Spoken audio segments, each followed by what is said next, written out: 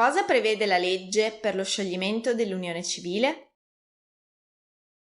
In un altro video, di cui vi lasciamo il link in descrizione, abbiamo parlato di allontanamento di un coniuge dalla casa familiare e separazione di fatto, separazione consensuale e giudiziale.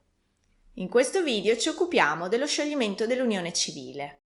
Le cause di scioglimento dell'unione civile ricordano quelle previste dalla legge per lo scioglimento del matrimonio, con alcune eccezioni.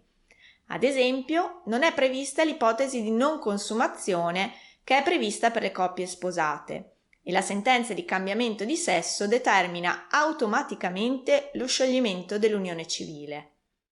A differenza del matrimonio, in caso di crisi familiare, i partner possono sciogliere la loro unione civile direttamente. Si parla infatti di divorzio diretto, in quanto la legge che disciplina i rapporti di unione civile non prevede alcuna fase di separazione né possibilità di pronunciare l'addebito.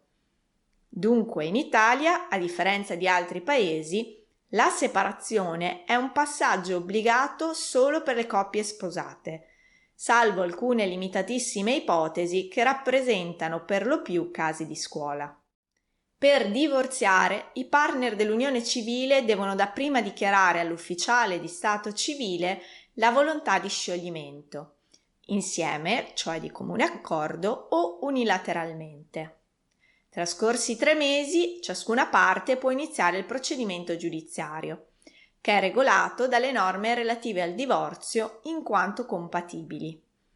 In forma consensuale anche i partner dell'unione civile possono sciogliere la loro unione con un accordo di negoziazione assistita o con un accordo davanti al sindaco, attivando una delle procedure stragiudiziali previste dall'ordinamento in presenza di determinati presupposti. Iscrivetevi al nostro canale YouTube, abbiamo un'intera sezione dedicata al diritto di famiglia. Per maggiori informazioni visitate il nostro sito e seguiteci sui social media.